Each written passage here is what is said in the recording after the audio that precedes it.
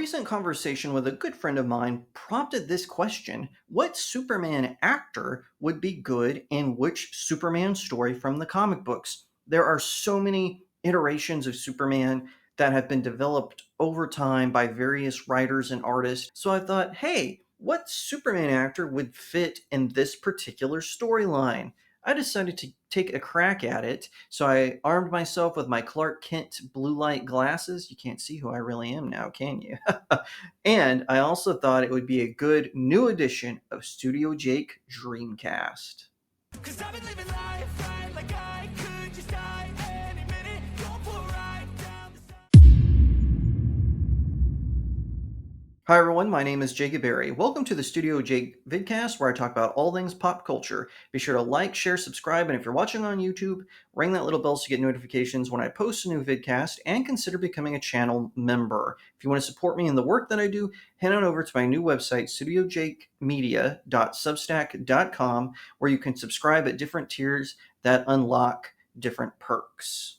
For those of you who don't know, I've only done 2 other editions of this podcast, but it's basically a special edition of the Studio Jake Media vidcast where I talk about actors and actresses and what roles I think they would be good in, depending on the book or comic book or adaptation that is coming out that is being developed. So, like I said, I've done 2 others, and a conversation with a friend of mine prompted me to ask what Superman actors, not Superboy, would go with what version of Superman from the comics. Yes, I do see that my ring light is reflecting in my glasses. Sorry about that, but let's keep it consistent. And these are presented in no particular order, by the way, but to kick things off, I'm going to say Brandon Roth would work very well in Kingdom Come. So for those of you who don't know or remember, Kingdom Come was probably one of the best things that Mark Waid ever wrote before he kind of got terrible over time. But it is a comic book taking place in a future where superheroes are outlawed. However, an incident with Captain Atom inspires Superman to put back on the capes, return to Earth, and become the Earth's mightiest hero once again, but he's a lot darker, more contemplative than he would be. And Brandon Roth portrayed a version of this Superman in the CW's Arrowverse Crisis crossover. That's why I think he would do a good job there. I always thought Brandon Roth got a bad rap. Superman Returns is a terrible movie. No one can deny it, but Roth was the right choice to play Superman. It's just kind of like Henry Cavill, who we'll talk about later. He got a bad writer and a bad director. Dean Cain, he's been in the news lately. I wonder why. But I actually think he would do a good job with The Men of Tomorrow. This is a tale that takes place in the New 52. It involves Superman discovering that there is a human who has his same powers, but he kind of has the opposite story as Superman. What happens to him is his parents sent him to another world because they thought the Earth was going to blow up. Of course, the Earth didn't. And then the aliens that he ended up living among, they sort of genetically altered him to give him his powers. And he's just as strong and powerful as Superman, though he has different variations of Superman's abilities, and they end up having a falling out during the story. But yeah, The Men of Tomorrow, Dean Cain, he was my Superman growing up. And listen, I know Dean Cain is facing a lot of controversy lately. He's still my Superman. I still enjoy Lois and Clark, The New Adventures of Superman. I still like the kind of 90s cheese that goes with it. And I think he and Terry Hatcher are excellent in it. And yes, I think he would be the perfect Superman to take on the Men of Tomorrow. Tyler Hoechlin, who of course is Superman in Superman and Lois, the television show that was originally on the CW before moving on to HBO Max. His version of Superman I really like. I think he did a good job with the part. He's not as good as some, but he's not as bad as others. And I think he would be perfect for Year One. So this is a retelling of Superman's early life. It was written by Frank Miller, and I really don't know why it's called Year One, because it, unlike Batman Year One, which takes a span over a year, Year One of the Superman title, it kind of goes at different points in Superman before he has his first clash with Batman and Wonder Woman.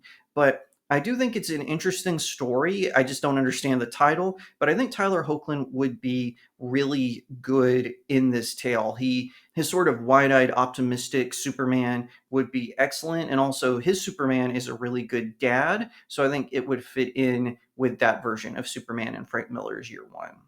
So now we're on to Tom Welling, who portrayed Clark Kent in I Was a Teenage Superman, Smallville.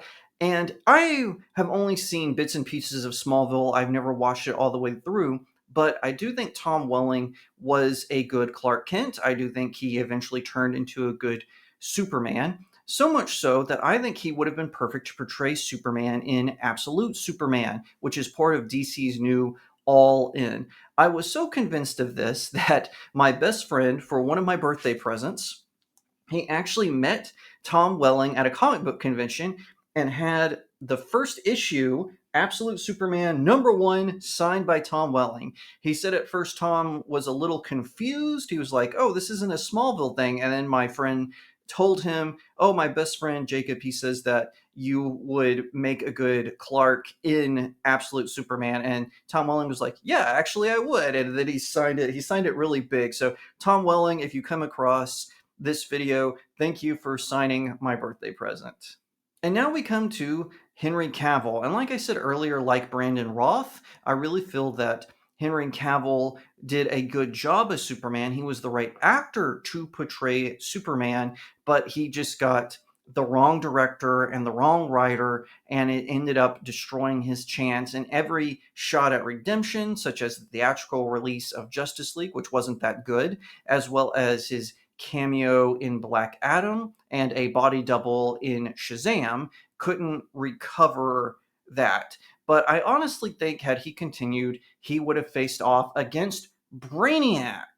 So this story was actually kind of a rewrite of the origins of Brainiac. It kind of copied Superman the animated series, where Brainiac is a giant collector of knowledge, and then he destroys the places where he gets that knowledge, including he tried to destroy Krypton. Now, in Superman the animated series, Brainiac was a supercomputer of AI that controlled Krypton. And this one, he's still an alien force. He's as strong as Superman and super intelligent. And it was a really good retelling of the origin where previously Brainiac had been disguised as Professor Fine, and Professor Fine kind of acted as a scout. And then the real version of Brainiac in this story arrived. And I think Henry Cavill would be perfect for this version. I think originally I had Henry Cavill with a different story arc, but then as I researched a little bit and was looking through my own Superman collection, I was kind of like, you know what? I actually think Henry Cavill would match Brainiac pretty well.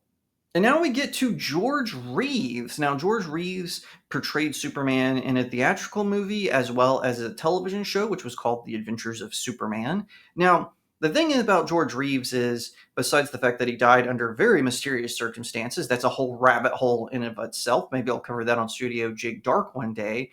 He actually did not like playing Superman. And that is because a child almost eliminated him when he approached with what we like to call on YouTube as a pew pew stick, and thinking that George Reeves was actually Superman, was going to pull an Alec Baldwin, but fortunately George Reeves talked the kid down and said, "Oh yeah, it'll bounce off me, but you might hurt a kid nearby or another person. You don't want to hurt an innocent person, do you?" And so the kid put down his weapon. And I was thinking about this. What's a Superman who doesn't really like being Superman? And Whatever Happened to the Man of Tomorrow came to mind. Now, this is actually a really good story. It's meant to be a send off of the Earth 2 Superman. So basically, what happens in this is Yes McSpitlick, the sort of super powerful imp, decides to go full evil. Superman, realizing that he can't allow Yes McSpitlick to be evil, blasts him with the Phantom Zone projector. Yes McSpitlick says his name backwards so he can dodge the blast, but because he did it at the same time as being hit by the beam, it actually eliminated Yes McSpitlick, and he was taken off the board. Superman feels guilty about this and voluntarily exposes himself to gold kryptonite. And it is implied that he walks off into the frozen wasteland where the Fortress of Solitude is. However, the ending also implies that Lois Lane's husband is a Superman with a different name, with his little wink at the camera. But that is why I picked George Reeves for this particular story, because this is a story where Superman decides that it's best for the world if he decides to retire. And now we get to the GOAT, none other than Christopher Reeves. Christopher Reeves, for a lot of people, is the high bar of Superman. And I am of the opinion, along with many others, that he is the best. He is the best Superman. He personified not just the Man of Steel, but his alter ego, Clark Kent, as well. I thought it was very good in how he did it, how he portrayed Superman.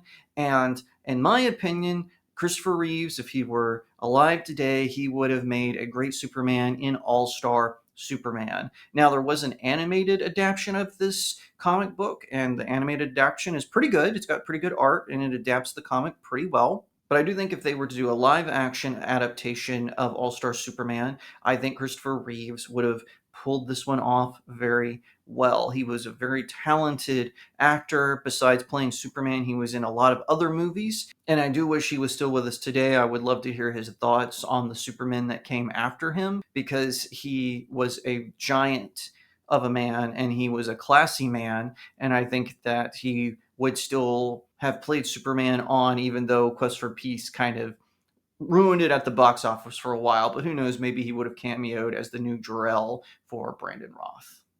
All right, and now we get to the newest Superman, David Cornswet. And after seeing Superman, I am of the opinion that it's a solid film. I don't think it's perfect. I don't think it's the greatest Superman movie ever made. I do think it's better than Superman Returns and Man of Steel. And say whatever you want about that. You can read my review on my website. But David Cornswet, I thought he did a good job as Superman. Now, since he's kind of newer and they haven't really explored Superman's origin outside of what they talked about in the Superman film, I think that he would do a good job in American Alien. Now, this is a retelling, kind of like year one of Superman's early years. It follows Superman, where at first the Kents don't really know how to handle his power, but then they figure it out. Then it follows him into his teen years, college years, his first meeting of Oliver Queen, who of course is Green Arrow. He meets a young Batman, and then he decides to become a superhero himself. I thought that was kind of funny, because in the comic, he pretty much beats up Batman, and he decides after that to become a superhero, which I think is kind of funny. But I do think he would be good for that particular story. I think he would do a good job as Superman in Superman Alien. Okay, and now we come to a bonus. This is kind of a honorable mention, and that is Nicolas Cage. That's right, Nicolas Cage was almost Superman in a Tim Burton version of Superman. I would have loved to have seen Tim Burton recreate the Man of Steel, but that never happened. Now, some screen tests and audition as Superman, including him in the suit, exist, and I believe there's a documentary out about it. And famously, he was recreated with CGI in The Flash. And by the way, I saw The Flash in theaters. That was a terrible scene, but I did think it was interesting that they paid homage to the Nicolas Cage version of Superman, but not the Dean Cain version. And this is even before Dean Cain was that controversial, but whatever. So, what story would Nicolas Cage be if he was to play Superman? Well, I would put him with Emperor Joker. So Emperor Joker is about the aforementioned Yesmik Spitlik, who gets tricked into giving his powers to the clown prince of crime himself, the Joker, and the Joker remakes the world into his own version of reality. It is a very interesting story, and it is up to Superman to resist the power of the Joker in order to stop him from doing this and to reclaim Yesmik Spitlik's powers. It is actually a very entertaining story. It is interesting. It does have a lot of dialogue for some reason, but I still think it is a good story, and it pits the Man of Steel against the Ace of Knaves. They've met before, they have encountered one another before, but this story, Superman is actually taking on the Joker. So anyway, it is very entertaining, and I think Nicolas Cage's version of Superman would have worked well for that tale. And what did you think? Let me know in the comment section below. Would you have liked to have seen Henry Cavill or Dean Cain or Christopher Reeves take on a different comic book, or would you switch them up? I would love to hear your thoughts in the comments section below. I really hope to hear from you. And by the way, that actually helps a lot these days because likes, comments, and shares are being counted toward views on YouTube, which I think is absolutely foolish. So thank you for that. But outside of that, that is my list. As I said, these weren't presented in a particular order. This was just for fun. This was my Dreamcast list for what Superman actor I would put in which comic.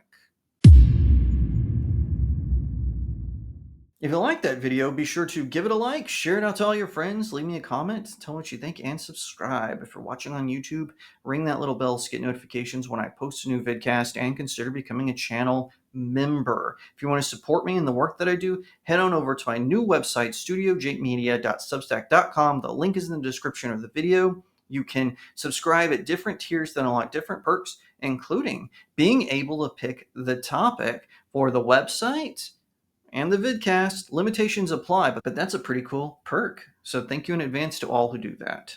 At that same website, you can find it conveniently titled Buy My Books section. It's where you can pick up one or all four of my novels. I've got links all over the place, but they're all available on Amazon.com. If you head on over, check them out, leave me a 5-star review. It really helps out small indie creators like myself. Once again, thank you so much for watching, and I'll see you next time right here on Studio Jake. Cause I've been living